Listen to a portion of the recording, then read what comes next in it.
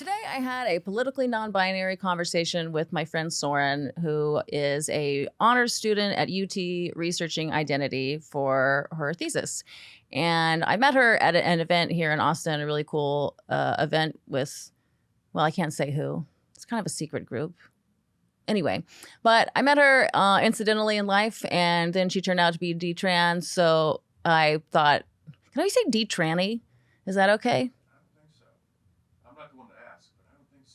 Leave this in. I feel like I've never heard that that's a bad word.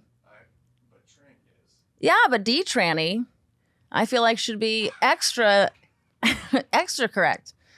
I feel like it's a woke term. That's how that works. I like, yeah. A D-tranny friend of mine here, just bleep, I don't know. I like D-tranny. I've never heard anyone say it. I can't believe I've never actually heard anyone say that before. There's got to be, I'm sure someone's got the Twitter handle, but okay. Anyway, just use this as the intro. It's cute, I think.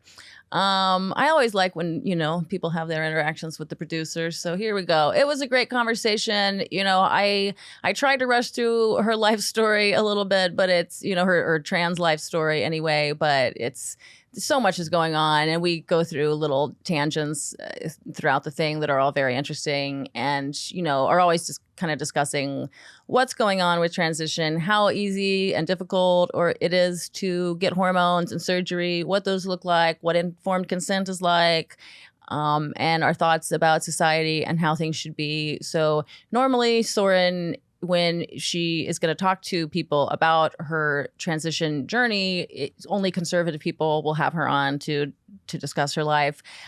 So she was very happy to talk to me, someone who's not particularly conservative, not particularly liberal either. I don't really know what I am, because it seems to me like the parties are switching a lot these days, but we had a politically non-binary conversation about all these issues. So I hope that anybody from the left, the right, or Mars could listen to it, get something from it, find something to agree with, find something to get mad about.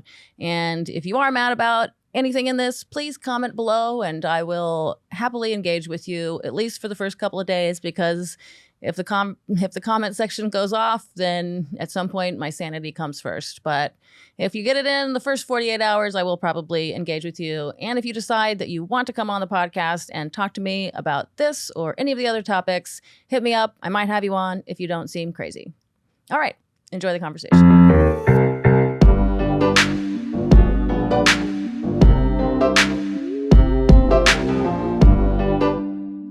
What have you done today before this? It's 2:00 on a Thursday. I woke up and I got ready. I was trying to find hair clips because, like I said, I cut my hair last night. Mm-hmm. So I was figuring that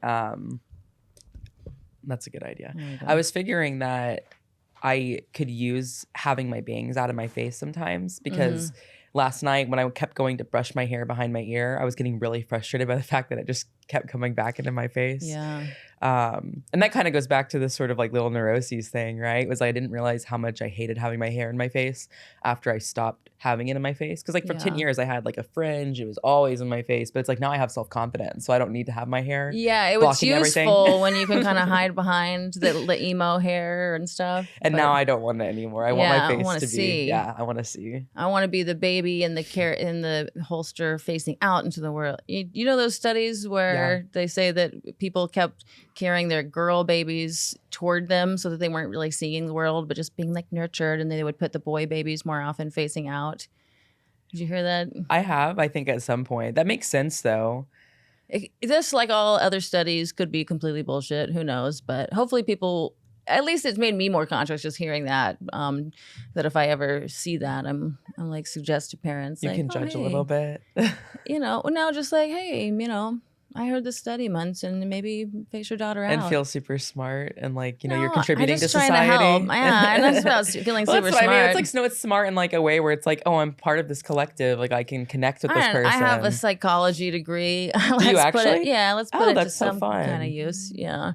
That's super fun. Yeah. So that makes sense why I feel like you've touched on all of the, so far, the points that I don't get to share very often in situations like this. Like when I first got into college, was really big studying autism and like neurodiversity.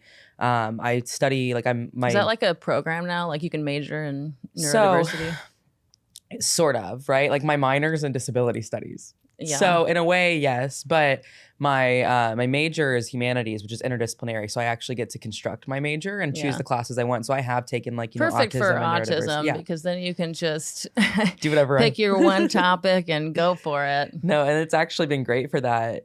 It's been great for that. But most of what I was doing was like panels and just from my own experience because I was diagnosed with autism when I was like 15. And I consider myself like I function pretty well today. I joke all the time. I don't know that I would have the diagnosis if I were to be tested now versus then. Yeah, you're cured But a little bit. A little on the bit. other Well, I side. just re-socialized myself. It's kind of like those studies, right? Yeah, and that's the thing. I mean, before it was useful when we just called it Asperger's, even though I'm Yeah. sorry he was a Nazi or whatever. But when we called it Asperger's, then we could instead of it, because if you say autism, then people are like, you're not one of those nonverbal people who whatever. Yeah. You're like, yeah, but I just mean I'm like that thing that we're all talking about where eye contact. I had to really learn that, Yeah. and social cues can be weird, and I Yeah. have sensory issues. And weird whatever. obsessions. But then and everyone such. says now that everyone who thought they were autistic is really ADHD. I'm like, okay. Well, I was don't care diagnosed with anymore. that even earlier. Yeah. So, but no, I totally agree. And I think that people were so quick to get rid of the label, they forgot that the label itself wasn't what matters. It was what the label described. Mhm. And I think that having that phenomenon captured as something separate from like, someone who's nonverbal who really does struggle to do the most basic of communications rather than struggling to communicate outside of their like niche, Mhm. because that's the kind of autistic I was, where it's like, okay, inside my niche, like I was great. Like I Yeah. had so many, like, I could interact with people on Tumblr and fandoms. I met my ex-girlfriend at an anime convention. Yeah. but, you really tick all the boxes, okay? Because we've got anime, autism, ADHD, and now trans, detrans. You've got, Yeah. you've done the whole, you're Gen Z, right? 2002. Yeah, it's means almost you're like Gen it's Z. a pattern. It's almost like we've found a pattern in the universe. Okay, so let's go through a little bit, just a brief life story. Again, tell the listeners. So you're how old now? Then I'm 22. Yeah. So give the listeners one where they can go if they want to hear your full life story, and then give us just a little brief version of it. Yeah, so a couple places you could go to get my full life story are Your IWF. gender story, My anyway. gender story, yeah. IWF did a documentary on me that's pretty thorough. International Women's Foundation. It's Independent Women's Forum. Oh, okay. I was just Independent guessing. Women's Forum. They did a documentary. There's a video and an article, so whichever you prefer.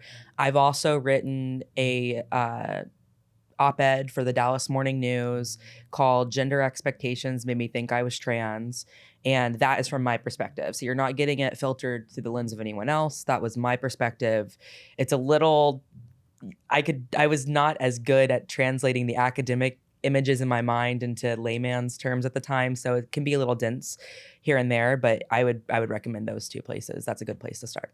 Okay. But you and did then ask. yes, and then now, like, tell us a little, just from the time that you got probably on Tumblr or whatever. But yeah, how did you become aware of the gender idea and Yeah. So, I mean, I was a very like beat to my own drum kind of kid. Like I think a lot of kids are, honestly, like that's the time in our life where we beat to our own drums. But around age 11, I got my first DSi. I got into, fandom on there. I got into role playing on there. DSi? The Nintendo DSi. It's kind of like the Oh. Game Boy, but like, or like, I was the like, DS, but with differences of internet. sexual interests. I don't know. No, I know, Okay. right? That's where our minds Okay, go. DSi.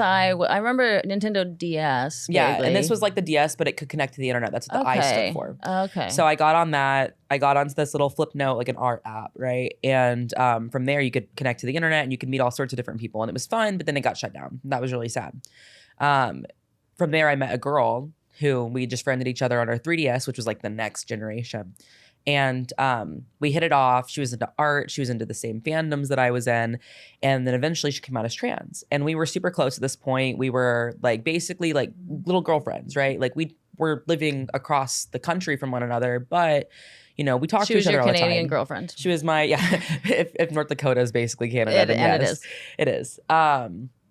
But I was like, oh my gosh, you're just like me. I hate having boobs. I hate that my family won't let me cut my hair short because I always wanted to have my hair short. I And hated how the old long are you hair. at this point? 11. It's so interesting because just briefly, like, I was born in 86, so we are significantly differently aged. And like, it didn't even occur to me that I could cut my hair until I was much older. You know what I mean? Like no one else did it. It wasn't really like brought up. It wasn't it wasn't modeled to me very much. I mean, I was also kept away from a lot of movies and stuff as a Mormon. So that's super fair. Yeah. Like I wish, and I like sometimes, you know, people, there are these studies that show that the ones of like the tomboys who are more likely to like ultimately think of themselves as trans and dudes are the ones who like are attracted to wearing men's underwear. And it's like, well, I wear men's underwear now. Yeah, I have my little, but like my brothers wore those ugly Hanes tidy whities. And like, I wasn't, that was like not, Mormons have a whole underwear scheme. Well, yeah, so. for adults. For adults, but But my brother's ones, I was like sorting the laundry as a family. And I'm like, oh, I want nothing to do with that. Yeah. But okay. So that's interesting. Yeah. For me, it actually didn't start because I wanted to look butch or anything. I wanted to actually donate my hair to like people going through cancer and stuff like that. I wanted it to be sort of this like, you know, philanthropic thing.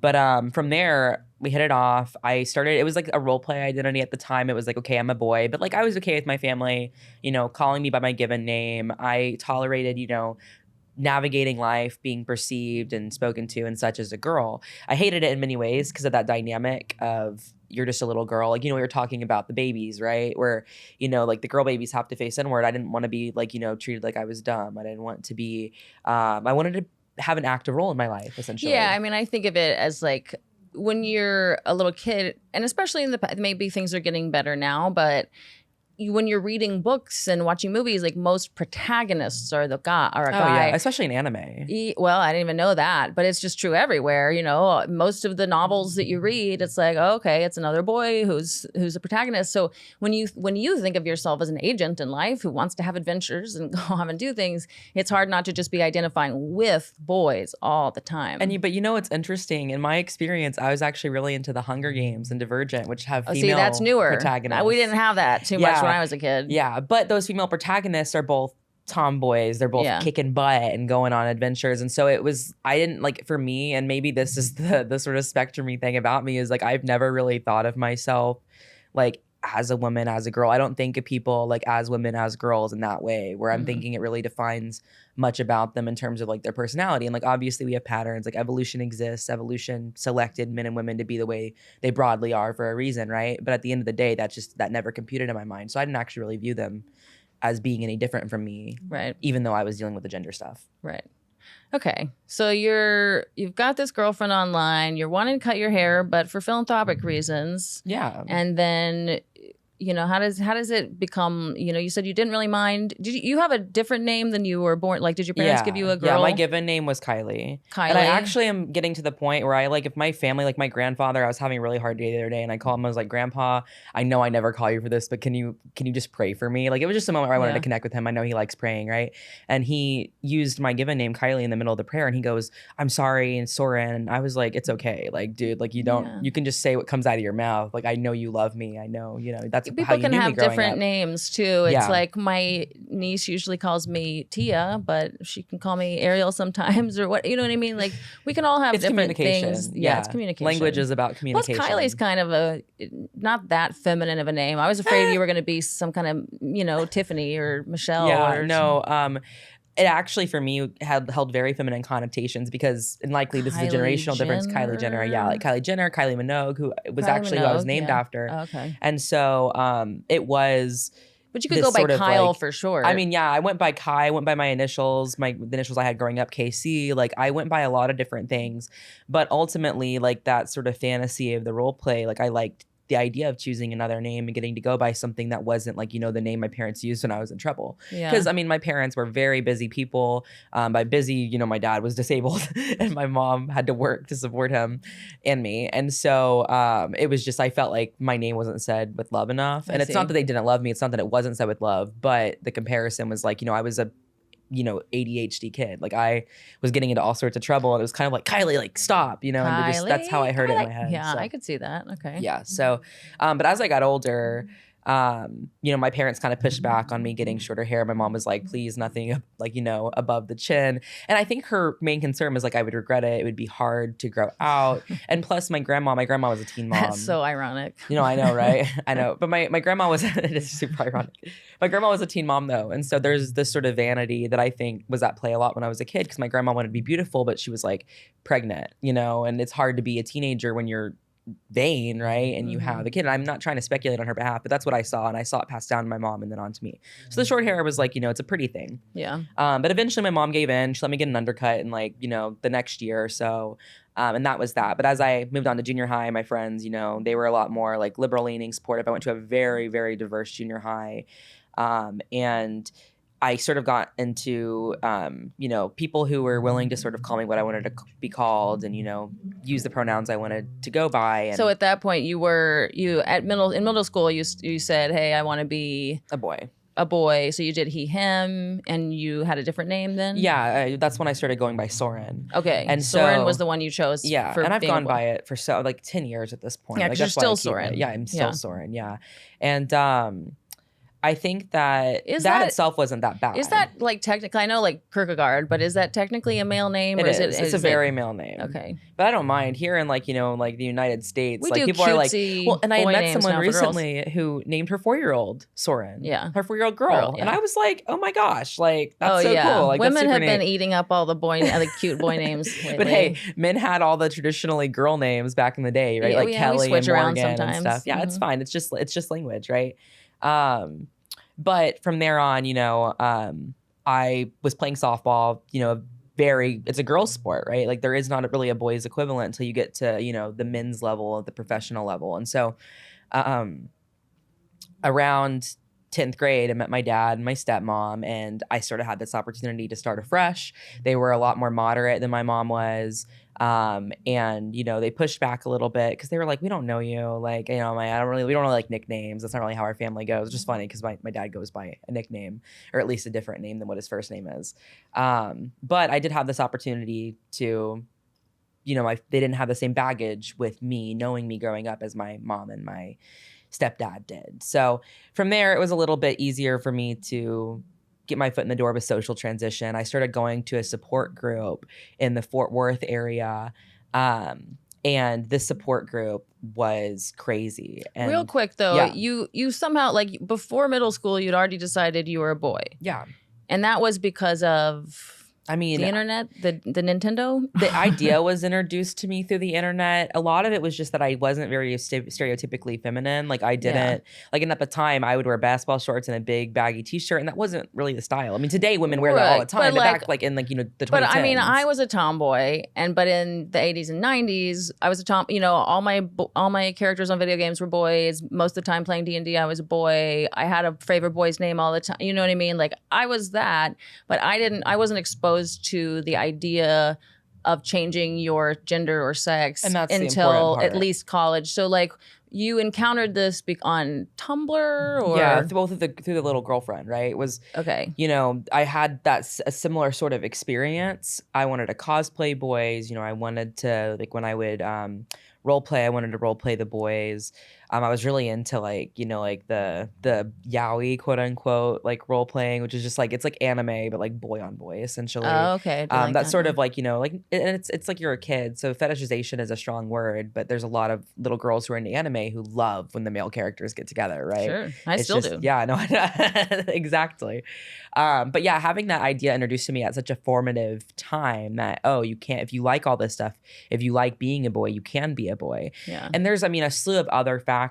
I was groomed on the internet as a kid, and that made me, I think, very adverse to my female body. Oh, by a man. Sexually groomed by many men and women online. Oh. Well, do you even know whether they were men or women for sure? I mean, I guess not for sure, but I have at least from what they were saying. I also had my best friend in elementary school. I had a huge crush on him, and he ended up being gay.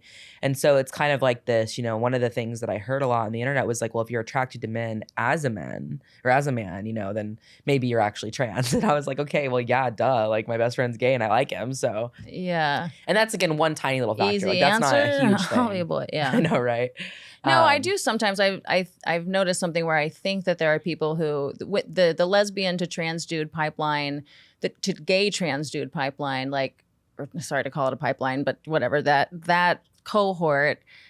I wonder if there is some like you can't respect yourself as a woman dating men, but you can as a man dating men. Oh yeah, because of like that kind of like Yeah. gross power dynamic thing that there is in culture between men and women. And so like I think for some of us it would feel degrading to date a man as a woman. Completely.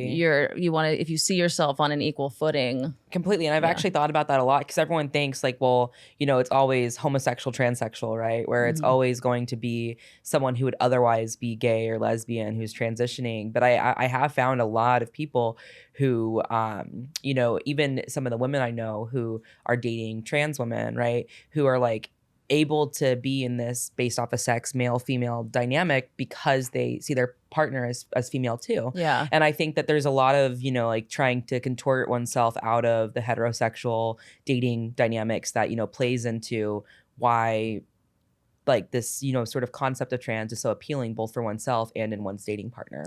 Yeah, no, I've seen every different combination too, right? I'm sure you have as well, Oh, where yeah. people were gay men and then they transitioned to being a woman, and now they only date women, or you know, or they still only date men. Well, and that's- or you transition from a lesbian to a gay man, or you're a lesbian and you just become a straight man, or a woman who has always wanted to date women but never really figured out how to ask them out, but they can date trans women because it's the trans woman might ask them out. It's the socialization. It's like but it's literally every combination I've ever Yeah. seen. So I never want to say like this is what these people do, but I have seen a lot of people, women who call themselves like queer or even explicitly bi or pan, but it's like, well, you've never dated a vagina person. Yeah. You've only ever dated penis It's people. been hypothetical for you. Yeah. But sometimes they're trans and that's cool now. Some of them, they're just never. But it's a totally never different never sexual any kind of woman. experience. Yeah. And even honestly, like I'm sure like being with a trans woman is a totally different sexual experience than being with,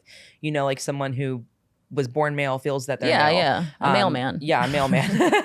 Just boy in male, terms I of the don't know. hormones and the experience of oneself and all of that. Yeah, everything. but There's so many, and it might be that you have really been hurt by men, but you still are attracted to men, and you find that once someone has transitioned toward being as female as possible for long enough, you do feel comfortable around them, but you still are attracted to Yeah. some of the things. And you know, most women are bisexual, probably to some extent. Yeah, I think sexuality is a lot more fluid than we give Fluid it credit and- for. Well, yeah. attraction is too. Like you're attracted to someone, but in a way you kind of get to guide that attraction in a certain direction based off of what you do with that person, how you open up to them. But actually what you're saying is something that I've noticed more broadly, you know, than just being applicable to this gender thing. I've noticed it with the autism label and then larger neurodiversity movement, that people need these sorts of labels and identities in order to feel like they're able and it's acceptable for them to do the things they want to do. Like it's almost like a key Yeah. to self-expressing how they maybe are naturally inclined to. Like, you know, you need to be able to identify as a trans woman in order to, as a male, like have beautiful features and have long hair and care about beauty and makeup.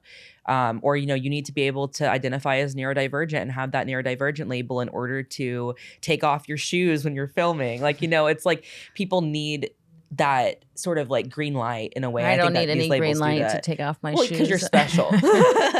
Well, they're Birkenstocks, and I wanted to cross my No, legs so I could be a it's little just warmer. an example, yeah. Yeah, no, it's true. Some people need more labels, and maybe labels can even be a transition sometimes. Exactly. Or I mean, it conceptions. was for me, honestly. Like, whenever I detransitioned, it wasn't like, oh, I feel like so much like a woman. Like, I'm going to Right. be a woman now. It was like, oh my gosh, I can just do everything I'm doing now and be totally myself.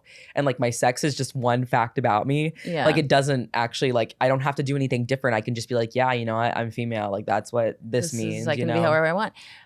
So wait, you're in middle school. People are calling you he, him at school, but at home, they're She, her. She, her. Yeah. At home, you're still Kylie or Casey. Yeah, or my something? mom, I started to call me Soren more often. My family did too. I mean, I was more adamant about it. My dad and my stepmom where like, especially ended up, and this is a piece of the puzzle too. I went to, shortly after meeting my dad, I went inpatient.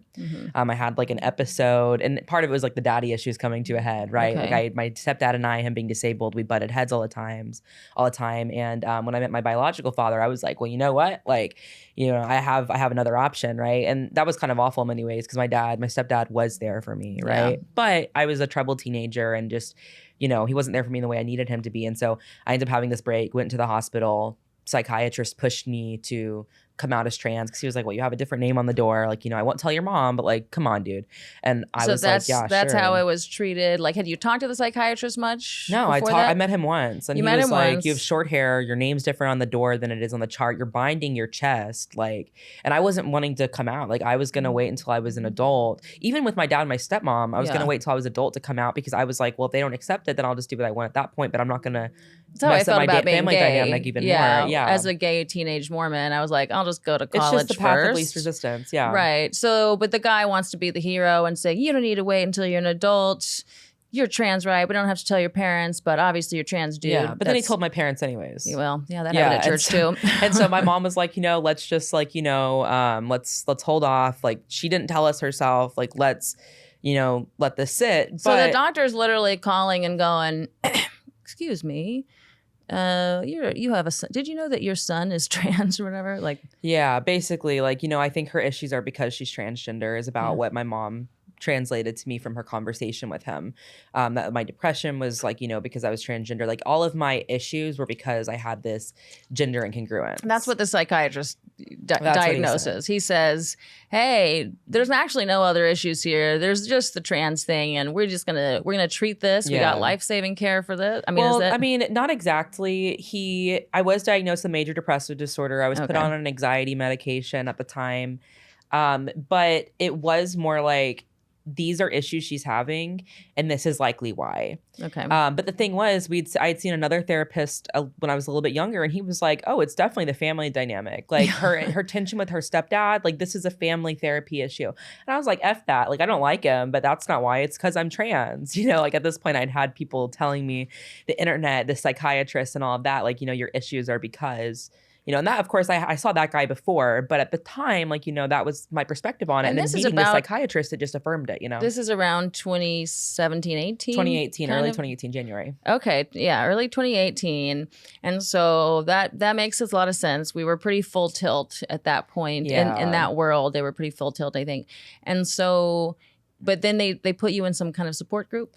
So I started going to a support group with my dad and my stepmom. Originally it was my mom. And my mom, when she was like, I don't really like this. Like, I have known you my entire life, and I feel like they're asking me, and this is my words, not hers, to kind of like, gaslight myself, that your childhood was something different than what it was, that all these signs I picked up on as you just being gender nonconforming, or maybe at most a lesbian, like, are actually because you're a boy. And so she was like, I'm not really comfortable with going anymore. My dad and my stepmom, however, were a little bit more open-minded. They didn't know me as well at the time. And so they went, and I don't think there's anything wrong with that. I'm glad they supported me. I'm so grateful for their support at the time. But they did go, and we were put in totally separate groups too. Like, there was 3 different subgroups. There was the adult, like, supporters of trans people, like the family friends. They're called SOFAs, actually. It was significant others, family, friends, and allies. Right. There was the adult transgender group, and there was the child, teenager transgender group. Okay, so all the childs that have been diagnosed as probably trans. Well, not even diagnosed. You just got to identify that way and show up to the group. This group is not connected to the hospital. This was before the psychiatrist. This was after the psychiatrist. I was like, okay, so it was about a year after, because it took me about a year to come to my mom and be like, hey, Mom, I know I'm trans, and you've been ignoring it. What's up with that? And she's like, well, I wanted you to tell me yourself. Okay. And I don't know if that was like how she was truly feeling, if she was just hoping it was going to go away. I mean, I love my mom. I have a great relationship with her now, but at the time I was like, okay, if we want to fix this relationship, you need to start getting on board with my identity. You got to support me. Yeah, and this was early 2019. I think February was the first time I went. Okay. But in that support group, my dad and my stepmom were getting a lot of, they were getting a lot of support on how to deal with their newfound child, right? I'd only known them for about a year at this point, how to deal with their newfound child being trans. They've got a new kid. They're in the trans parent world now. Yeah, and then I was getting support with my obsession with fandom and stuff. Like, it wasn't like they were like, hey, let's pick apart the identity issues. Let's figure out what's going on. It was like, we would go in and we'd be like, yeah, I am in love with this person I met on Tumblr this week. Oh, I'm getting a mastectomy in 6 months. Oh, how's your estrogen going? Like, it was just a lot of talk about like the drugs and the surgeries. There's a lot of talk about the like non-trans identities, like being a kinny, which is when you like really strongly identify with the characters to the point that you might even believe you were that character in a parallel universe. A kinny, that's a term I hadn't actually heard it's like before. a kinny. It's like a kinship to a character, a Oh, kinny. Yeah. okay. There was kinnies, there was furries, there was people who identified as dogs, but not like necessarily a furry way. You know, Aetherian. Aetherian. We didn't even have that term at the time. That's more new than I think they than did this is new for actually, me. but it wasn't as common. Not in these groups, yeah. And so it was kind of weird because it was like there was this sort of jealousy, I think, amongst us of like, oh, you're starting hormones, like that's so cool for you, but like secretly we're like, oh my god, they're getting to start them. Why aren't my parents right? I on mean, it's a board with bunch of that? girls who were jealous. Yeah, and there was a couple comparing of each other. yeah, there was a couple. I mean, we had a pretty good like. There was definitely a few trans women in addition to the trans men that were there. A lot of non-binary people, But all teenagers. all teenagers. Yeah, Okay. all of us were probably between the ages of like 13 and 18. There was someone who was slightly older who had aged out of the group who was then leading the group. So Okay. they were So closer there's to our no age. discussion of like exploring possible different identities other than being an animal or something. But like in terms of like, there's no discussion of like, hey, Are we actually could trans? it, Yeah. or do we need to do all of it? Because I feel like I'm probably a little trans. You know what I mean? Like I Yeah. transitioned from having long hair to short hair, and I changed my clothes, and I Yeah. date women. You know what I mean? There's all kinds of ways that I've Life is full of transitioned. transitions. Yeah. But I've transitioned in a gendered way throughout my life. And I might even have some kind of boob job, top surgery, whatever you want to call it, one day. But there's different amounts that you can do. Like not everyone needs to change their name or their pronouns or their hormones or their whatever. There's like I don't know, a list of, let's just pretend 30 different things you could do. Yeah. Was there any discussion of like maybe some of us could do 5 of those, but not all of them, or maybe some of us could be comfortable in our own body? Let's explore that, or was it just understood that we're all trans? So there was an understanding that it was more fluid, but it was unspoken. Okay. So there was an understanding, and especially so online. I was into Facebook at the time, and Facebook, you think of it as like mom and dad are on there posting their like food, right? But there's also a hidden world of Facebook groups, like thousands of Facebook groups, millions possibly. Sure. And they get to be pretty niche. And so some of the ones I was in were identity focused. And so that's another big component of my journey. And in those groups, there were definitely different camps. There were camps of people, and I'm sure these camps translate to real life. There were camps of people who believed you have to transition from one binary to another. You have to have the medical dysphoria. They were called like trans med, right? Yeah, trans med, true scum, however you want to say it. And then there were people that were like, if you want to cut your hair, cut your hair. If you want to have a softer appearance and you're male, take estrogen. If you want to have facial hair and you're female, take testosterone. Like it was more about what the changes and what the treatments did. Yeah. And I was more of the trans medical perspective, partially because I saw myself as more binary at the time. I saw myself as more binary, possibly because I wanted that acceptance from people, and I felt like the non-binary wasn't quite getting it. But I actually think the non-binary is a much more beautiful thing now that I am a little bit more critical of the whole gender world, because I see it as being more open to what you're talking about, where you don't actually have to even medicalize. You can just self-express, and if you don't want to call yourself a woman, like I would rather someone do that than feel pressured to take medical interventions they don't understand, that they might regret, simply because they feel like they need to do it for social acceptance. Yeah. Although I've seen a lot of people who identify themselves as non-binary, like after a year or so, wind up maybe going all the way to the other end of the thing, too. but I saw that in that support group. also like start being like, well, I got to take some tea. Maybe you start with like a low dose, and I've seen because that. it's like you're kind of not given enough credit. Some people don't take you seriously enough in the trans You're space. still like, especially if you're female, like you're still seen as like a girl who's role playing unless you actually like take the plunge. Yeah, there's kind of that, and there's all this kind of comparison stuff, and especially, we all know that there's this social justice world hierarchy of oppression, and very famously, and so you can see how there's not a lot of queer cred if you're just non-binary Yeah, without. and I saw that in the Facebook groups a lot, where people were like, well, being a medicalized trans person versus a non-medicalized trans person is a whole nother level of oppression. It's not a whole as other brave access. and stunning to be non-medicalized. Yeah, and I will say it is hard because you do take on a less sexually sexually explicit is not the word I'm trying to do.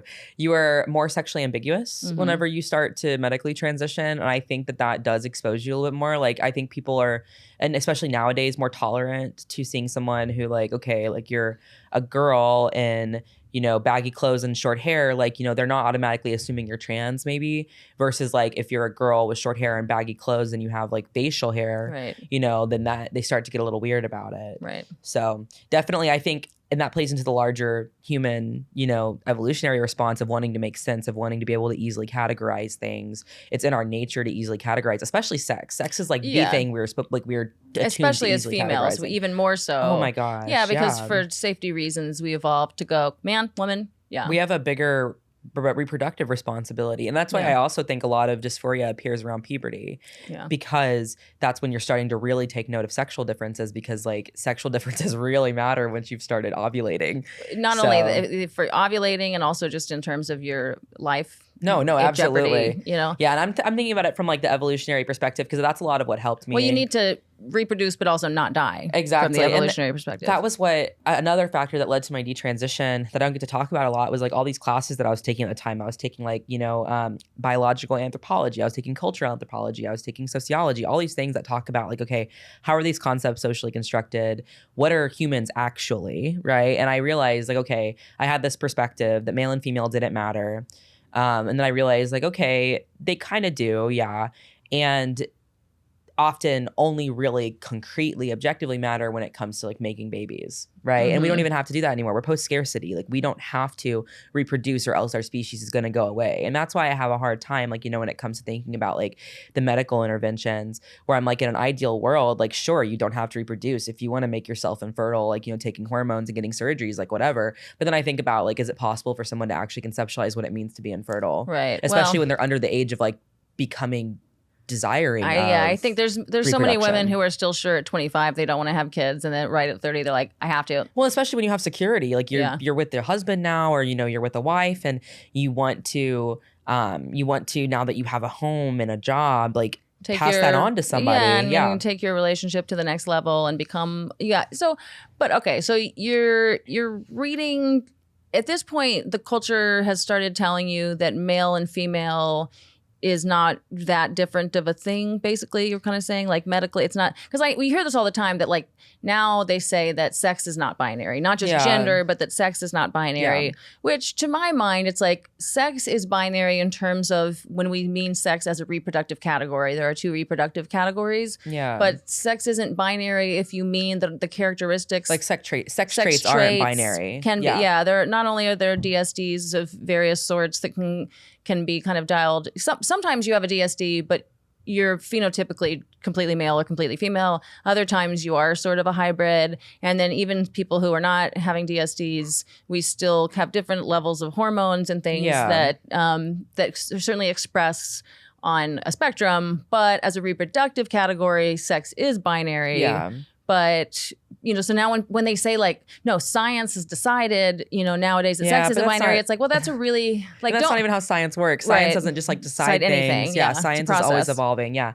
And that's, I mean, I'm a researcher. Both of my jobs that I have 2 jobs are in research positions. And that's a big thing that I think I've come to understand over the years is like, we really don't understand a lot of anything. We understand like the basics through like our experience, but like when it comes to the actual mechanisms of stuff, like science isn't telling you like, this is solely the truth. Like everything's a law. Everything is like, you know, a theory. And that doesn't mean it's not real and valid. Like gravity is real, right? But like at the end of the day, if something were to disprove us when it comes to gravity, we would be open-minded to it because that's what science is about. We still may not fully understand gravity for sure. Okay, so you're in this group, and what's happening in the group now? I mean, like I said, we're talking about all these different interventions. I'm starting to make friends with some of these people outside of the group. So we're talking in a Discord, and the Discord would get pretty heavy. Like people would be like, I just got done self-harming. Like I'm in the vent channel talking about everything. You know, how much I hate my parents. I remember one time someone was talking about like, someone was like, I'm mad at my dad. And someone else is like, you know, like I really want to kill him for you. And it was like, some of these kids had that like person on real testosterone? issues. I have no idea. Some of these people had real issues aside from the gender stuff. And I feel like because the gender stuff was being centered and prioritized, they maybe weren't getting the help they needed. And I saw this with my ex-girlfriend too. We met at an anime convention. She was also trans identifying at the time.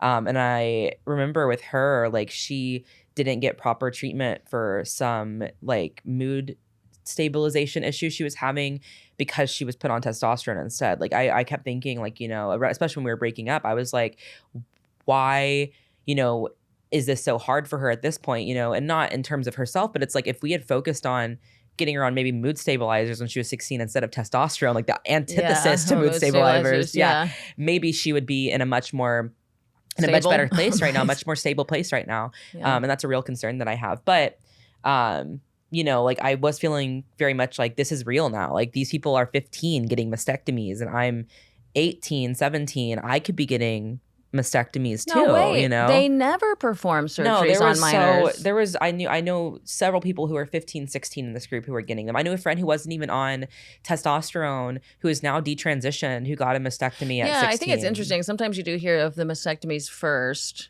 Yeah. Well, for her, she couldn't go on hormones. Yeah. She couldn't go, like, she has a disability, and so she couldn't go on hormones. Yeah, but she could get a mastectomy, and that was a whole thing. She's an awesome person who I hope one day, will feel brave enough, and not just brave enough, but like comfortable enough to come forward about her story. But that social influence was beyond that group in many ways too. Like that online Facebook community, my ex-girlfriend, she started testosterone or was going to, got her family to sign off on it. And I was like, my girlfriend's about to start testosterone. I saw her as my boyfriend at the time, but I was like, my girlfriend's about to start testosterone.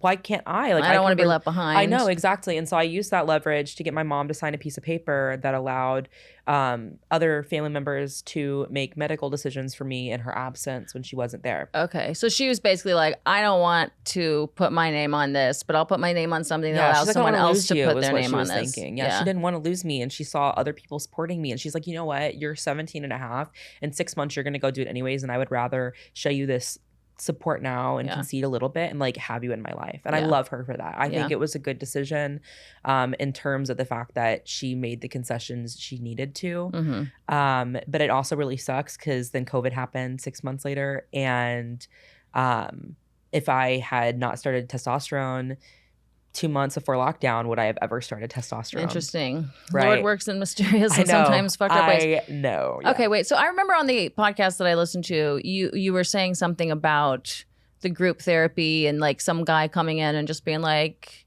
kind of encouraging you all. Yeah. So in a way, it's not like he gave a talk and was like, come start testosterone. But there was a nurse practitioner who is an adult now, but child is in like, his offspring.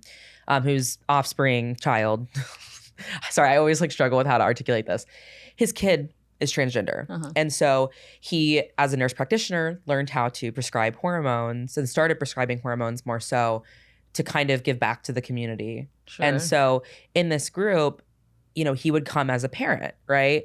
But he also was like, I can prescribe this if you need to come see someone. And almost everyone I knew in the group who was on hormones saw him. Okay, because this is something that I really want people to hear is that because one of some of the talking points that you'll see online are that it's so hard to get these hormones. There's all these safeguards. There's this moral panic as if it's that easy to get hormones, but it actually takes all these therapists and all these years and all these wait lists. And I'm like, yeah, maybe a long time ago, maybe in certain parts of the world, but I've heard a million stories like this where it's actually like someone comes in and says, hey, here's an easy way to do it. Let me help you get it. Let me get it for you for free. Because you could go to the Klein Clinic here in Austin and get it for free. There's not as many barriers today as there maybe were 15 years ago. Right. So sometimes when the older people are like, hey, there was too much gatekeeping. I'm like, yeah, maybe so. But now I think there's too little in a lot of cases. Yeah. And well, even for some of these older people, I'm curious whether there's more hoops for them than for us younger people because they already have established lives to some degree versus us. Like,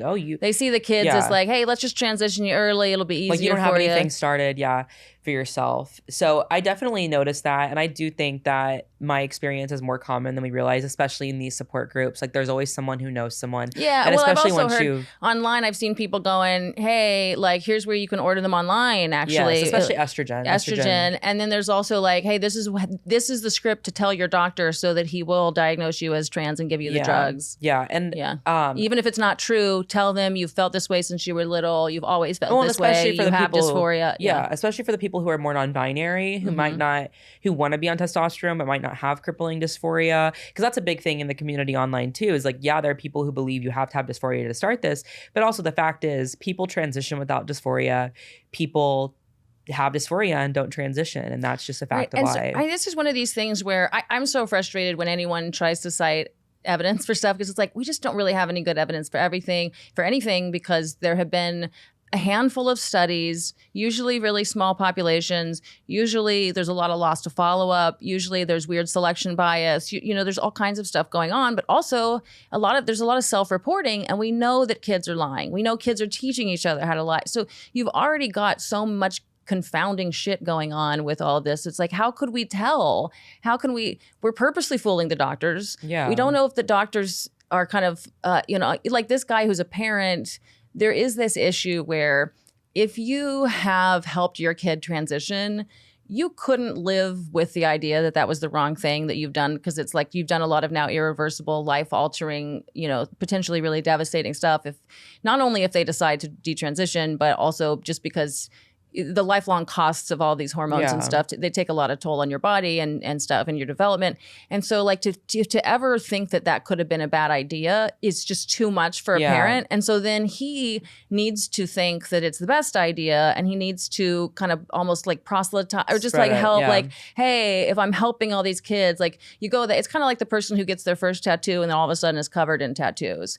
Because you can't go, oh, this is kind of ugly and I hate that. Your brain is gonna go, this is awesome, I love it, I can't wait to get more tattoos. Yeah, you have to make yourself feel comfortable with yourself, because you're the only self you have. Yeah. But I think I get what you're saying regarding why people are not paying attention to maybe the red flags. But there's also another issue in this area, and that is the informed consent model, where it doesn't actually matter any of your reasons why, or, whether or not they're quote unquote legitimate. All that matters is that you can read this not even exhaustive list of possible side effects and sign your name on it. Yeah. And I think that's a big issue for a lot of the people, myself included, and especially myself, who are going through these treatments and getting these treatments, because this list is not, like I said, exhaustive, first of all. Second of all, there are side effects that are secondary to other side effects. Like if you have really bad vaginal atrophy and okay, maybe I have vaginal atrophy, whatever. A, you don't really understand what vaginal atrophy is until you've experienced it. And B, you don't know that vaginal atrophy could lead to you needing to get a hysterectomy. Yeah. And that's an issue. But also for people like me, especially who have some of these neurological and cognitive differences, part of my diagnosis of ADHD is impulsivity. And to not consider impulsivity when giving me a document and asking me to sign it for something that is so invasive as testosterone or a mastectomy, to me is very negligent. So before you took testosterone, because that was your first one, or did you do puberty blockers at all? No, but I was on an estrogen blocker. I was on an estrogen blocker called anastrozole to help speed up the testosterone masculinizing you started process. Those two at the same time. Okay. Yeah. So then before you took that, what was it like? What, in terms of the informed consent, was there a doctor who kind of like talked to you about all this stuff? No. Like when I went to go see Perry, the nurse practitioner, I was given a piece of paper, and I think in a way maybe he assumed that I knew because I was in the support group. Maybe he assumed he knew more about me than he did because he had met, my dad and my stepmom. I'm not sure. I'm not him, right? I can't say.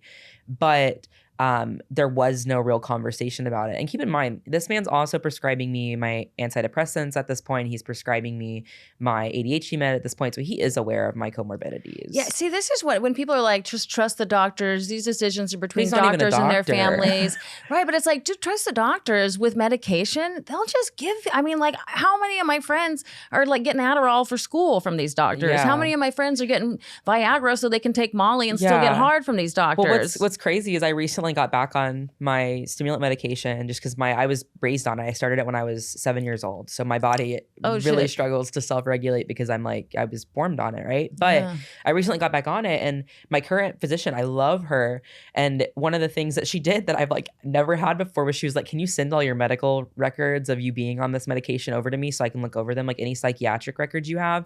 And I was like, absolutely. Like, what? Like, I don't understand you why want to confirm I have this issue? Why don't the doctors have all their stuff where they have it's like we sign all these things that everyone can have our medical information. I always think that there's going to be a database on me, but every new doctor gets a new. Okay, wait. Bureaucracy. So the doctor doesn't go over with you like the side effects and things. No, or the it's costs? a piece of paper. So it's like the iTunes agreement. You just kind of sign it. And it's like, again, that's why it's like if I'm under it, not only was I in my like, ADHD, autism, whatever, I was underage too. And like no one went through and was like, let's read every piece together. Jesus. Let's understand understand what it means. And the thing is, even when they do that, they're not thorough. Like my ex-girlfriend, her experience we're still learning stuff all the time, by the way, because y'all are guinea pigs. No, exactly. But with my ex-girlfriend, hers was on an iPad. Her informed consent was on an iPad. It's so like it literally even worse. was like the terms and agreements. Yeah. But her doctor, I think he was like a nurse practitioner as well who worked for like an endocrinology clinic. So marginally like more qualified, I guess. I'm not even sure if I'm qualified to say that. But he was like, what are you expecting from this drug? And she's like, my voice is going to get deeper and, I am going to grow more hair. And he's like, yeah, and you might like experience this and that, and that's it. So like he threw a couple of things out, but didn't define any of the terms he was throwing out. I think he might have mentioned vaginal atrophy, but didn't tell her what that was. Right. And so it can be worse in many ways too, where like they give you this sort of like illusion that they are walking you through the process. But like at the end of the day, like some of these people, all they know how to do really is write the script. They don't actually really know much about the drug itself. It's how most doctors who are your prescription, it's like I just had a call with my doctor about my Prozac, and I'm sitting there going, hey, I'd like to like lower it now and stuff. And she's kind of almost like, oh, I don't know, whatever, just want it. But there's like a 2-minute, she's not there to like actually hear anything about me. She encourages me to like talk to a therapist, but there's no, what I mean? This is how much, so much of these things work, where the doctor's just like, all right, here's your 3 minutes. What do you want from these drugs? Cool, I can sell you that, Yeah. So this is what I just want people to understand. Like, it's not a lot of people's experiences. You need to be telling them, hey, your clit is going to grow out. That can be very painful. It's going to be rubbing up on stuff. That's the least of it too. Right. But I mean, that's just the beginning of it is what I'm saying. Vaginal atrophy is a serious thing. Not only are you going to be like uncomfortable getting fucked increasingly, but like, I heard something about it the other day, like your pelvic floor fucks up. I have no idea about that, but I'd believe it. Like, and well, the reason I had such a reaction when you mentioned the clitoris was that when I had been on testosterone, it had gotten really painful for me. I noticed some bumps, and I was like trying to Google it. I was like, are these penile papules? Like, what the hell are these? And then eventually, a couple years later, when I finally was able to go see my gynecologist, I went in for my first pap smear thinking that was all it was going to be, which is hell enough on its own, right? But I was like, can you tell me what these are? She goes and she comes back and she's like, yeah, those are cysts that you have on your clitoris from being on testosterone. Yeah. She was like, I looked it up. This is actually a pretty common side effect within females who take testosterone. Is you're like, buddy, because it wasn't on the informed consent. It wasn't on the informed consent. It's from you sweat in excess and then they get clogged because they're not designed to have that much sweat, because like most women don't sweat that much, right? And it's also the pores aren't that big normally, on a normal clitoris. And so that was an issue I wasn't expecting to have. And again, like you said, it wasn't on the informed consent. And that's what I'm getting at, is like the informed consent is not complete. And for what you are reading on the informed consent, I'm telling you this as someone who almost died from my mastectomy, and we haven't even talked about that.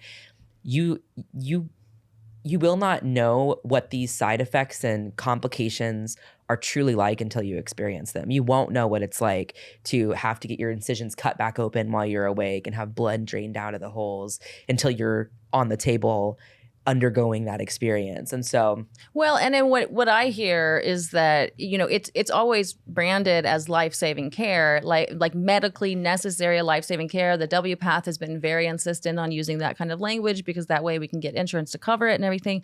But it's like, if you tell kids that, if you tell them, hey, you're probably gonna unalive yourself if you don't have this, and you know what I mean, like it's life-saving care, then it doesn't matter what the little side effects might be. Side effects, those are just the things that someone rattles off at the end of a commercial that we probably won't happen anyway. Side effects are like possible side effects. You read like Tylenol and you don't think you're gonna die from popping in whatever the word Whereas is. what acetaminophen, yeah, but what Acetaminophen. we've got here is an experiment, in human, like anatomy and stuff, where we've never done this before. This kind of grand project of like, let's see what happens if we put people on cross-sex hormones and do these surgeries and whatever. In many ways, because experimenting in that way is unethical. It is unethical, but now that it's branded life-saving care, then it's like, well, it can't, of course it's ethical because it's otherwise they're going to die. Even though I just read another study earlier today preparing for this where it's like, oh, and it was a study that was linked from like a very pro-transition website that was like showing that like detransition rates are low supposedly.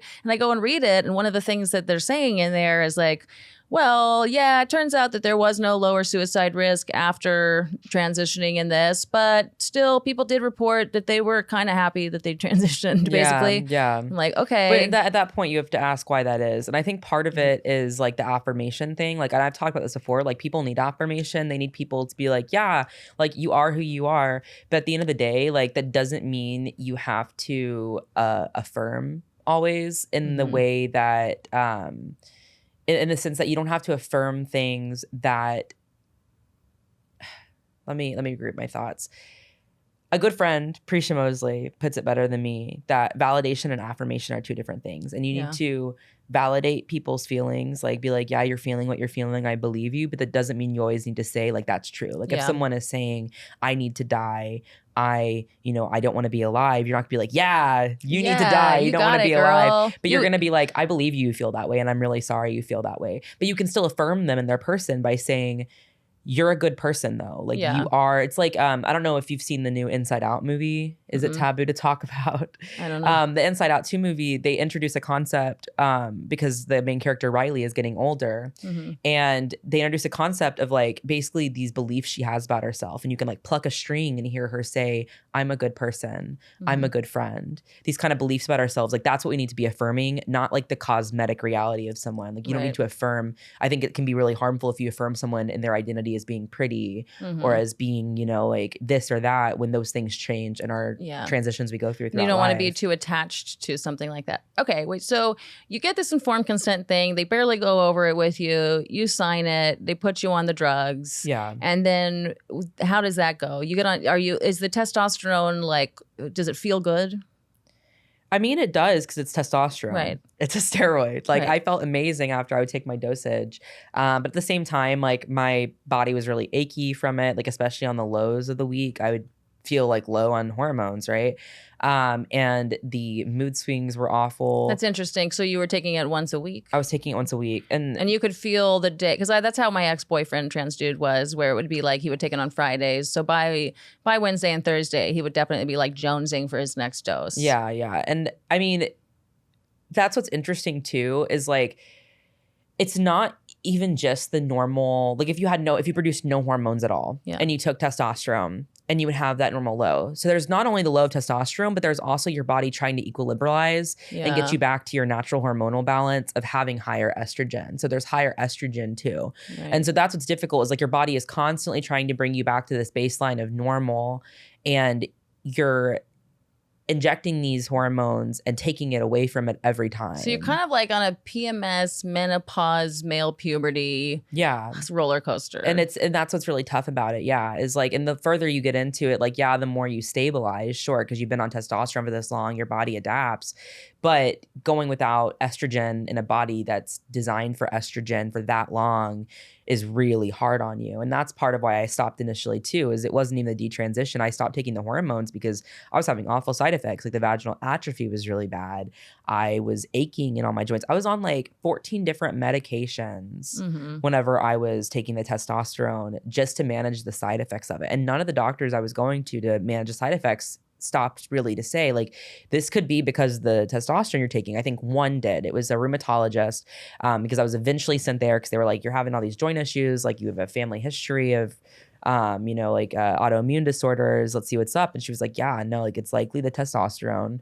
And that was that. And I didn't really believe her because I was like, well, everyone else is telling me it's life-saving care. And that goes back to that life-saving care thing where it's like, maybe it's life-saving care because you believe it's life-saving care. Right. And that's the difficulty. Look, unless every person who unalived themselves until 10 years ago actually did it because they were trans, then it's like we didn't have all these people who were really trans on the inside who were unaliving themselves. And then it's like all of a sudden that we have the technology and it's available and it's talked about and everyone else is telling you how cool it is and good it is and whatever. Like all of a sudden there's all these people who want it and it's necessary. It's medically necessary life-saving care for them. It's like, well, if it wasn't medically necessary life-saving care 30 years ago, then how is it possibly medically necessary life-saving care now? We have a new narrative about it. We have this new availability. We have this new, ease of getting it. And, and people on Tumblr going, you got to try testosterone. It's the best. Well, and I think too, and this is something I think is really important, is like, we know that we're not supposed to talk about it in this way. We're like not even allowed to talk about it on YouTube at all. We're supposed to be saying unaliving. Well, I mean, that too, the craziest? but we're not supposed to be talking about it in this way because is a known social contagion. Right. Yeah.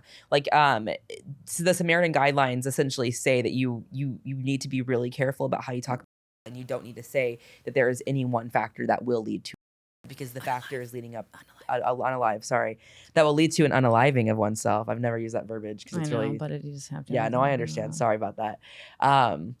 That there's not any one factor that'll lead to unaliving oneself, right? And that it's more complex, and that it doesn't need to be spoken about in such a irresponsible manner. Yeah, no, I think it's really fucked up to be telling these kids that this is probably what they're going to do if they don't take these drugs. I mean, that's horrible, I think.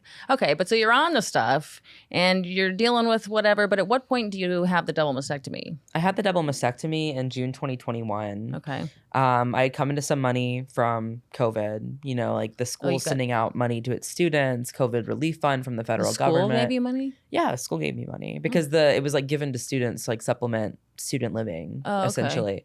And so I had some money, and I again had been around all these people who were getting mastectomies and didn't have any complications, and were talking about how amazing and liberating it was. And I had some people in my life who were sending me photos of double mastectomies from groups they were in online. All online so much in the COVID era, and people were getting various checks, even if it was just the 1,200s and 700s from the government, that like everybody either spent that money on transitioning or Bitcoin. Bitcoin would have been a much smarter decision. Yeah, we had Dogecoin and Bitcoin and everything going off, and then people either getting the above ground pool or a transition. It's just funny what everybody spent their the different priorities COVID money on. Yeah, but I did spend it on the mastectomy, and when I initially did the consultation, and what's really weird about them is they charged me $200. And most places will do free consultations, but Crane Center, $200. Doesn't matter if you have insurance or not.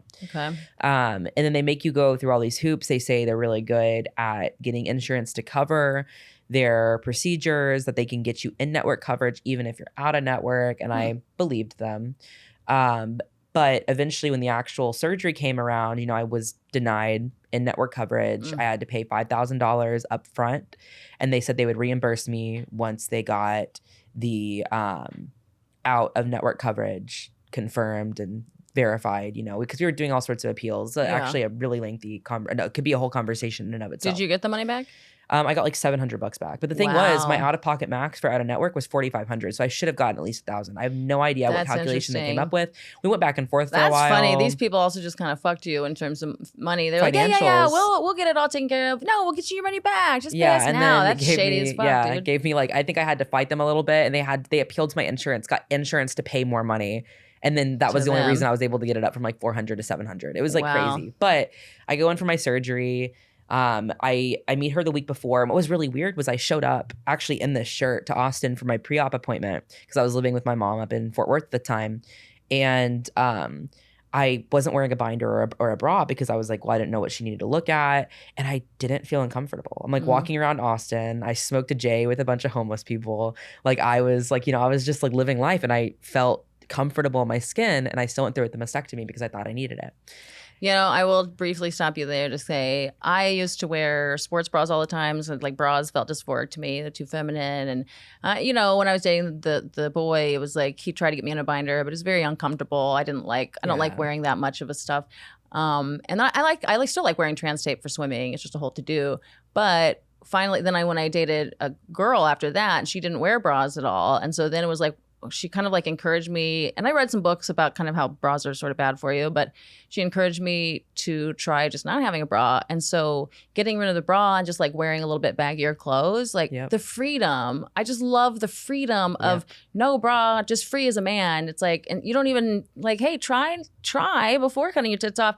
Try. I mean, I know some people have really big boobs, and like I had pretty big boobs. Yeah, but it's like you could but try. Even just then, like it was liberating. Owning it was it. helpful, Yeah. But the thing is, too, I've seen so many people, like trans mask people, who get mastectomies even though they're totally comfortable with their boobs in most contexts. Like I knew I had an ex who was like posting photos of himself on Twitter, like in bras and stuff, and then still got a mastectomy. And so that kind of it's not like one size fits all. Like there are people who get it just because they want to have a flatter trans chest. Scars are pretty cool. No, it's super cool, right? Especially if you get them tattooed over. Like there's whole enclaves of people online who talk about, you know, like what they're gonna do with their chest after it's flat, like what kind of art they're gonna deck it out with and such. So but so you go in anyway. Yeah, and I get the surgery, and I spend the next week here in Austin recovering. Okay. Right. And I start to notice bruising under my medical binder, and I'm like, this is not normal. This does not look like the hundreds of photos I've seen online. This doesn't look like my friend's mastectomies. Like, oh my God. So I call them and they're like, sometimes bruising happens. It could happen for a multitude of reasons. We'll check it out tomorrow, but you know, just like pay attention to the bruising. It should be getting lighter. Like the doctor knew I was neurotic. So he was like, okay, it should be getting lighter. Focus on that, not the complication, right? I go in for the post-op appointment. They take off my nipple bolsters, like the things that hold the gosh, I can't think of the word. What is the skin grafts, the grafts on. And the nurse says, I've never seen bruising like this before, because where the grafts were, there was a ring around, like where the bolsters had been keeping pressure to keep it from bruising and bleeding. So we knew at this point I had internal bleeding of my chest wall, but they sent me home anyways. I didn't get to see the doctor. They didn't really seem super concerned by it. They were disturbed by it, but not concerned. And so I go home. I'm keeping an eye on it. I'm taking photos every day. My chest starts to bulge again. It's getting swollen. It has blood and fluid. Like I can move it around, you know. Yikes. And I'm still going about my daily life. I'm not on any pain medicine at this point. I'm just raw dogging it. And I reach out and I'm like, hey, bruising is not getting lighter. And not only is it not getting lighter, I have big old patches of bruising on my hips now too, which is basically, it's called Gray Turner sign. It's indicative of abdominal bleeding and the bleeding going to the lowest point of your body to settle. And the nurse, whoever answered the email, acted as if she had not even read it and was like, bruising should be getting lighter. If it's not, let us know. I'm like, this is why I'm emailing you, is to tell you that. Like, it was so infuriating. But I keep going. I'm like, whatever. I apply Arnica gel to it. I'm trying to get it to go down, and it's just not. It's to the point where it's painful. It's inflamed. I'm starting to get a fever. So I call them on the emergency line, and I get the same doctor who talked to me when I was still in Austin right before my post-op appointment. And he takes them like an hour to get a hold of him. When they eventually do, he's like, what do you want? Like, what's going on? And I'm like, this is happening. I have some like autoimmune problems. Like what, like I'm immunocompromised, because that's what we thought was going on at the time with all my issues. And he just is like belittling me left and right. Like, that's not what immunocompromised means. You know, send the photos to me. And I ask him for the number, and he's like, don't you see it in front of you? I'm like, no, there's caller ID, blah, blah, blah, blah, blah. Anyways, I send them to him and he goes, I don't see what's wrong here. He's looking at photos that I've posted on Twitter. You can look on my Twitter and you can see them. They are awful. I've been called zombie tits. Like, they are black and blue and green, and it's awful. And I'm like, well, I want to be seen. Like, I want you to see me. And he goes, what do you mean by you want to be seen? He's thinking I mean I want to be validated. I want to be affirmed. I'm like, no, I want to be seen in your office. Like, do I need to come down there and check into the hospital to make sure everything's okay? He's like, I guess I can squeeze you in tomorrow. Okay. And I'm like, whatever. I'm like, I'm not going down to Austin to get squeezed in tomorrow for an 11 a.m. appointment where they're just going to, like shoo me off. And so I go to UT Southwestern in Dallas, and it turns out I had massive bilateral hematomas. I had a huge collection of fluid, blood, pus in my chest. They locally gave me some local anesthetic. They cut the scars back open under my arms, stuck a Q-tip in, knocked out all the blood clots, and then sewed in drains that I then had to express 2 or 3 times a day for the next week. I had to bind foam blocks to my chest to keep it flat. And I literally had to go like this across my chest, like just like a spider kind of movement to get everything out. And I have videos of that too that I haven't shared. All right. But Now we're awful. running out of time, so we gotta Yeah. TLDR this. So basically, your top surgery is a disaster. Yeah. But at some point, you kind of recover enough from that. But what leads you to actually detransition? Well, yeah. Or was that what led? Well, no. I mean, obviously going through a big thing like that's a factor. I started to question like, okay, are these people in it for the money? Do these doctors know what they're doing? Yeah, they don't seem to care. They ended up trying to get me to sign an NDA, right, in order to get $400 to cover my copay for the ER visit. So I was like, okay, they're fighting me on this. They ghosted me because I asked them like, what are you doing to make sure this doesn't happen to someone else? Like something's really messed up here. And I started looking deeper and I realized, oh wow, like something really is messed up here. This is what it's so frustrating when people want to say like, look, the doctors know what they're doing and they care about these. They would never, it's like, no, this is not, this is American capitalism. All those people who want to talk about late stage capitalism, this is it. This is it. No, exactly. This is it. Taking advantage of people's vulnerabilities surrounding their body and marketing it back to them, marketing personality to them as something essential to their identity. Yeah. Like that you can buy being female and male off of a shelf when that's actually our birthright. Yeah, and it's not possible. You cannot actually become male or female. You can transition toward a phenotype that's more masculine or feminine, whatever, but it also takes a huge toll on your body and it's never going to be perfect. I mean, maybe at some point we'll be able to just plug ourselves into a matrix and you can actually be a boy or whatever, but not at this point. Okay. The detransition came when I finally decided to re-socialize myself to some degree. I was like, look, I'm in control like of who I'm going to be from this day forward. Like I had some shitty life circumstances, but at the end of the day, I can choose to make them right? Like getting to know my dad and my stepmom, and my little sister. It helped me kind of heal the inner child. I got to have Christmases. I got to be with a 5-year-old who, I got to kind of experience things alongside her, right? It felt like I got to heal that part of my childhood. I realized I can learn how to make eye contact with people. And it's not that I'm forcing myself to be someone who I'm not. I know that it makes people comfortable when, I'm taking the vulnerability from myself and looking in the eyes and showing them that I'm not dangerous. It's an evolutionary thing. So I thought about that, thought about the fact that I get to, through my actions and my words, create a womanhood that I want to see. And if I want to see a womanhood where women can be and do anything, where women has to do with our body and, our reproductive system and not really anything else, that I can be that type of woman too, that I have to be the person to say, look, I'm stopping this cycle of defining womanhood by sexist stereotypes. And I'm starting a new one of defining womanhood as just one characteristic, like how my hair color is one characteristic, my eye color is one characteristic, my build is one characteristic, my family origin is one characteristic. These are all important things. They define how I move through life, especially things like height and weight, right? But like at the end of the day, they are one factor. So and they're just a physical reality of your life. Okay, so this is interesting because like you always hear that detransition rates are really low, and again, I can't find any good studies on this one way or the other. There's everyone who, even the people who say it's really high, their studies are bad. People say it's really low, their studies are bad. So are you counted, do you think, in any numbers? Like, has there been any follow-up? No. When they say detransition rates, it's like, are you counted it's anywhere? It's a huge volunteer bias. Right. It's a survivorship bias.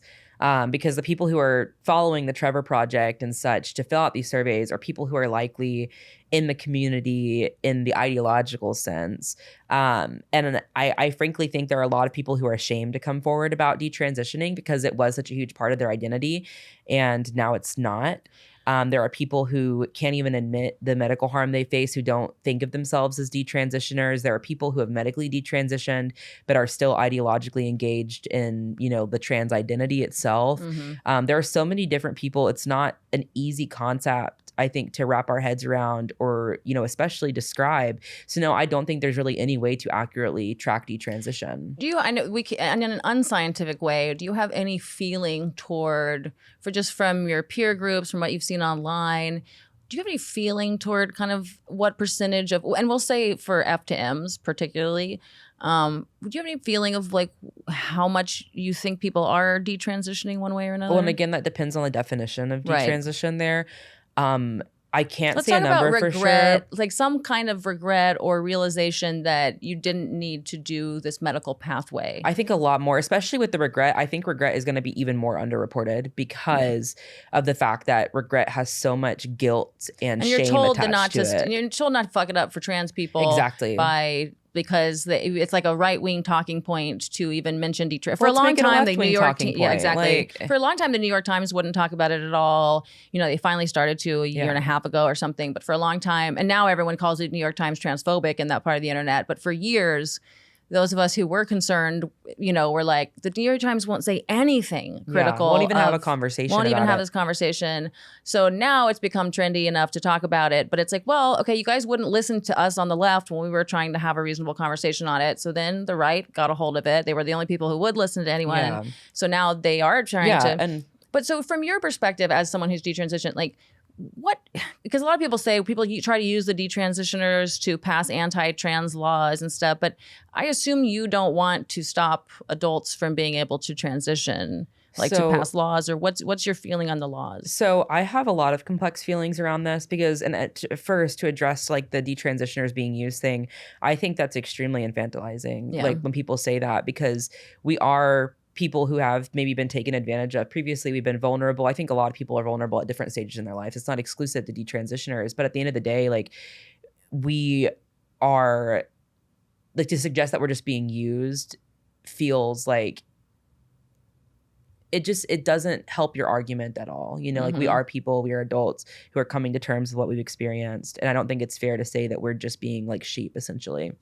And that's not what you're saying. I'm just addressing when people do say that. But regarding my feelings, I know I'm pretty upfront. I don't think kids should medically transition. I think social transition needs to be very smart. I think a new name is fine. I do think there's implications for affirming like a child's belief that they're the opposite sex. But when it comes to adults, I want, you know, adults to be able to make informed decisions about their bodies.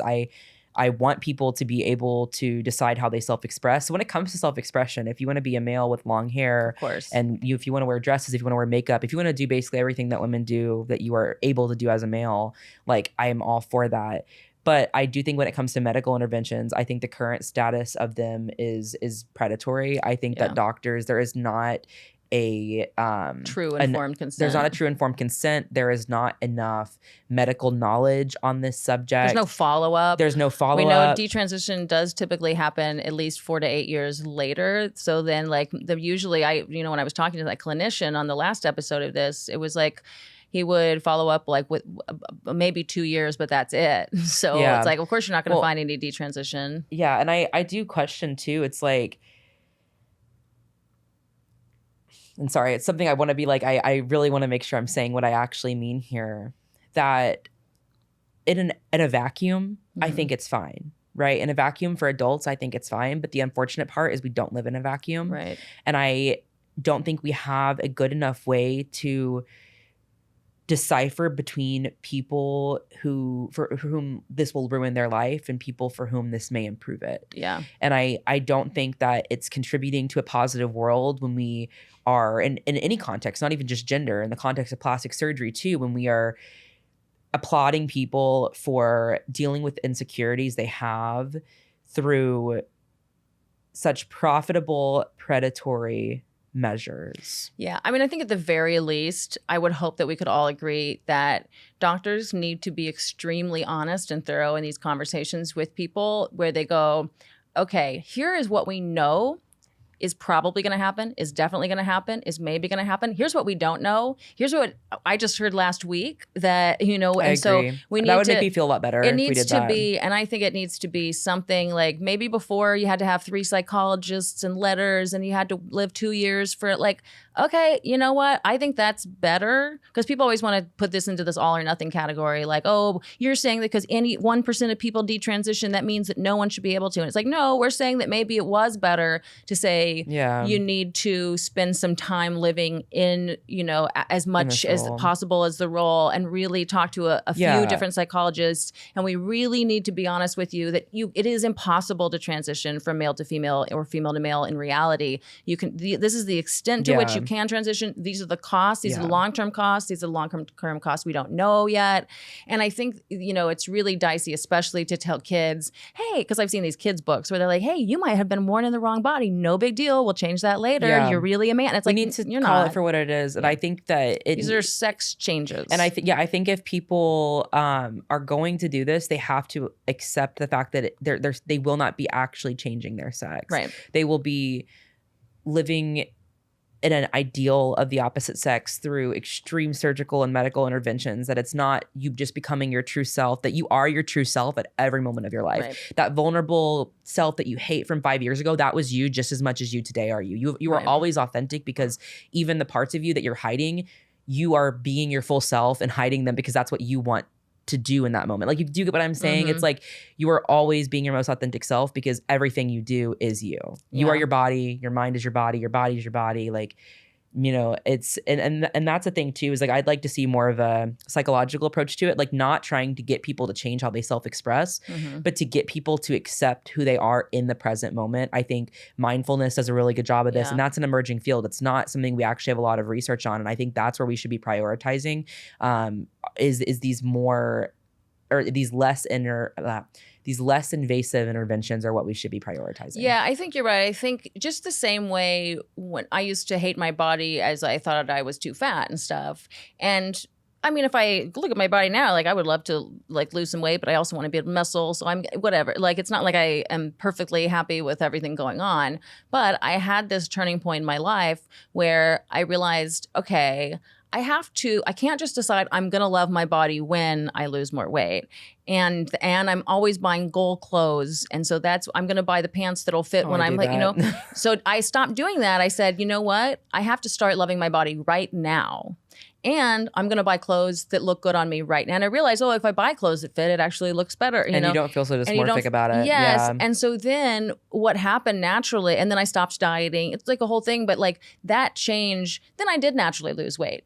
Without trying. I became able to live a healthier lifestyle. So I think you're right. Like, if we can get people to say, hey, you have this dysphoria, or if you do even, but if you're someone who does have this dysphoria and you're sure that you want to transition, you're 16 years old or 12 or whatever it is, we go, or 25, whatever, we go, hey, we need you as a therapist, like, to get to the place where you are comfortable and where you not even comfortable, where you love yourself right now. You have to love yourself right now, and then we can talk about what you want to do. Because it's kind of like that thing of you shouldn't drink if you're unhappy. You Yeah. can drink to celebrate, but if you drink when you're unhappy, You're gonna spiral. It kind of goes down. Yeah. So I think if you go to an unhappy and mentally disordered, abused kid, whatever, where you go, hey, we have this thing. This is going to fix your problems. It's medically, it's life-saving. It's medically necessary. This is going to solve your problems. We have this whole path. We have this hero's journey that you can go on. So that, I mean, for you, it's a hero's journey because you came back. But we have this journey, all these steps. Like, that's so enticing for people, because it goes, that's the answer to my problems. Yeah. And I can go through this. And it's going to take several years of this whole thing for you to go through it. And then once you come out to the other side, much like someone who gets the, who gets the woman or gets the job or gets the motorcycle, whatever, and then they realize, I'm still not happy. So that whole process, it's just like, and then, people will tell me like, I'm sure you've heard this shit where people are like, people talk about that some people regret transitioning, but people regret all kinds of surgeries. People regret getting a tattoo, or knee surgery is 20%. But they're not so systemic. Like, they're not so all of you that you're changing. Well, it's also not marketed as life-saving care. It's told to you, hey, here's the risks with the knee surgery. You can improve your life. Here's the risk that you're taking. It might go better or worse, but it's not sold to people as like, hey, if you don't do this, you're never going to be happy. And you might unalive yourself. Yeah, and that's why I really push that authentic self sort of concept that I was talking about, because you aren't able, I'm really disturbed deeply by this push for the authentic self to be something that you can purchase, something that you can contort yourself into, because that kind of seems antithetical to being authentic. Yeah. Because like you were saying, like, being able to do what you do naturally and accept who you are naturally, and accept that what you are doing is authentic to you, even if that authentic self is a little disordered, I think is one of the healthiest things you can do. Yeah. So, and that's how you come to terms with the things you want to change in order to change them. Yeah, and it's a strange thing because the gay thing for so long was, hey, we're born this way. This is who we are. We don't, want to change. Don't convert us. Like we're born this way, and we just want to live.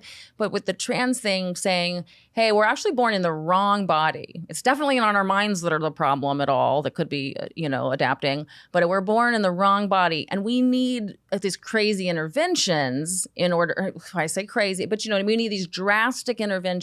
Highly invasive. In order to be and stuff that you become a lifelong medical patient. Yeah. And and people talk about puberty blockers as reversible, but they're but not. It's not only you're not going through the psychosexual development it's like turning off the radio, not pausing the TV. Puberty is hugely important for our development, and we still didn't even really understand so much of it, but we know it's hugely important. We evolved forever to go through this, and to think that you can just go through it, just pause it and then switcheroo. It kind of feels like we're playing God. Well, exactly. I mean, remember when the cloning thing was such a bit? Oh, you're probably too young, but that was the whole thing. No, it's I like remember we're playing the cloning God. Thing. I hated and I'm that. like, this is when we're trying to play God, and we're acting like it's 23-24 instead of 2024 because we do not have the technology. We are. No. This is like the days of lobotomizing people and stuff, where you may as well have like kind of a Freud character with the cocaine going.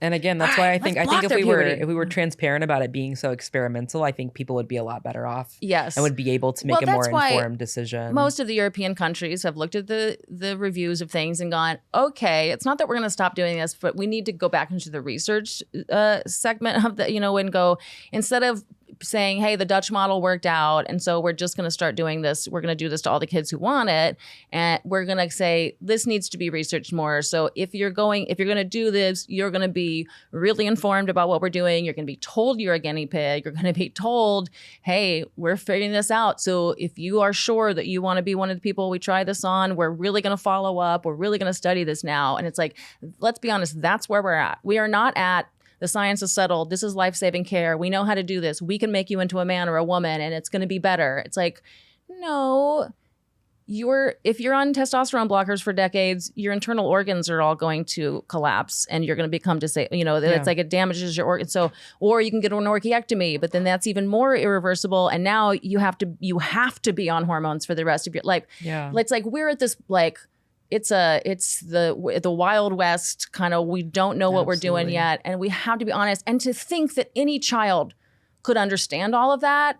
I was going to try to grill you with harder questions, but I'm like, the truth is when it comes to these kids, it's like to think any child could understand where we're at in the medical world with this and what the costs really are whatever. It's like, no. And especially when you're making these people mean well, but they're writing these kids books and teaching this in school, many people going, some people are non-binary. Some people are in the wrong body. Some people, and don't worry, we'll sort that out later, but let's start calling you a boy now. You're really a boy. And it's like, no. It feels more like an ideological push than a push for knowledge. Like, I think it's one thing to educate. Like, some people, you might encounter someone who looks like this in the real world, but I think it's a different thing to encourage such a highly medicalized lifestyle to someone so young.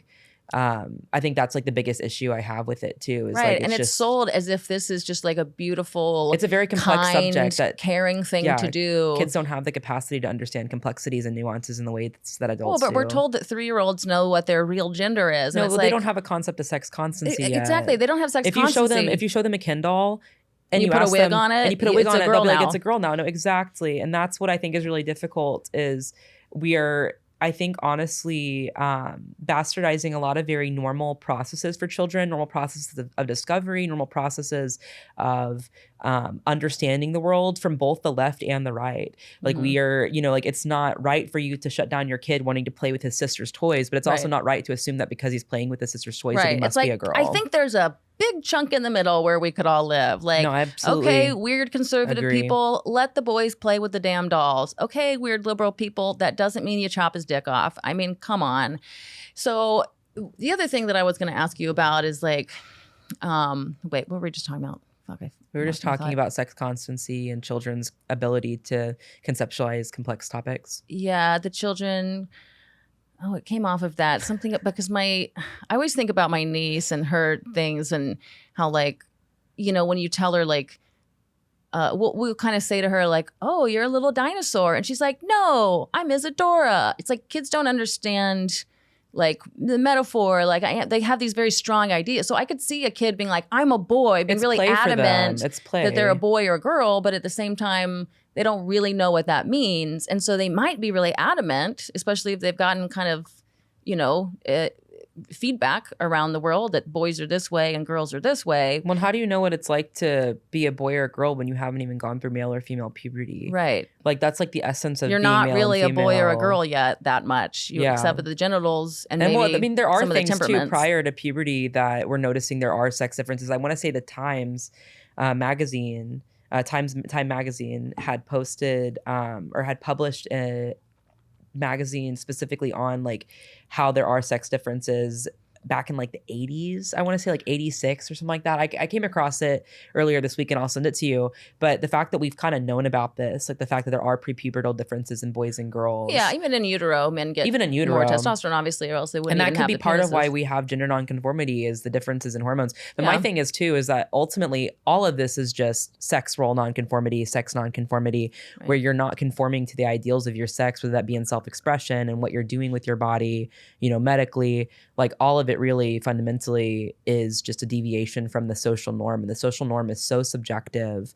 that I don't think it's really fair to, whenever you're making these assertions about yourself, to then have that reflect back on everyone else in that category, to say I'm not a girl because of X, Y, and Z. When you're saying that, you are then saying everyone else is a girl because of X, Y, and Z, when you know that's empirically not true. I mean, there are these little kids though where like it'll be a little boy who is like trying to cut his dick off in the There's shower. a lot of reasons why they do that. Right, is what I mean. But like we take those kids, and maybe some of them really will benefit from transition one day, and maybe some other fucked up shit's going on. I don't know, but like that doesn't mean that every kid who says that they're sure that they are really, the other sex, whatever, actually will benefit from it. And well, that's why I think it's important. Differential diagnosis is sort of a lost art, where we are kind of taking like the DSM and other diagnostic manuals as like the Bible, right? Where it's some sort of truth bestowed by God instead of a framework that kind of works, right? And in these situations, like, okay, maybe the kid will grow up to want to change his sex, but also maybe the kid's being sexually abused. And maybe the kid is also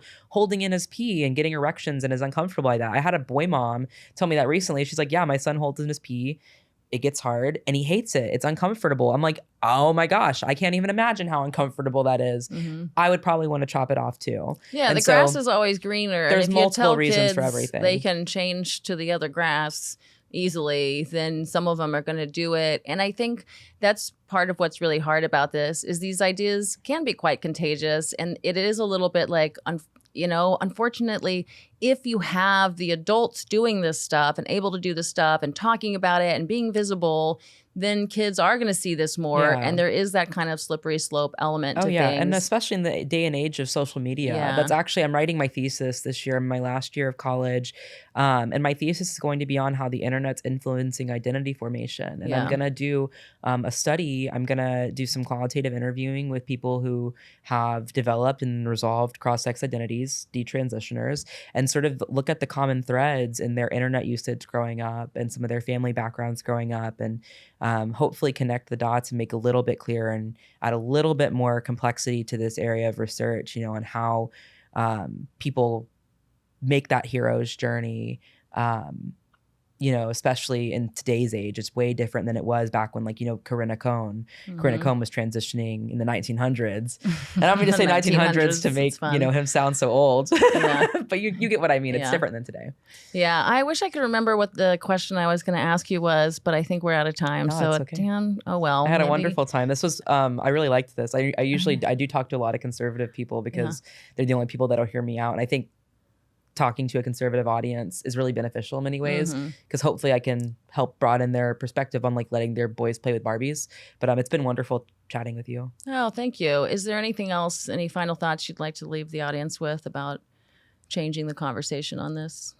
Just try and accept people as complex. Honestly, just try and have conversations with as many different people as possible. I think shutting down narratives and marking people as us versus them is really harmful.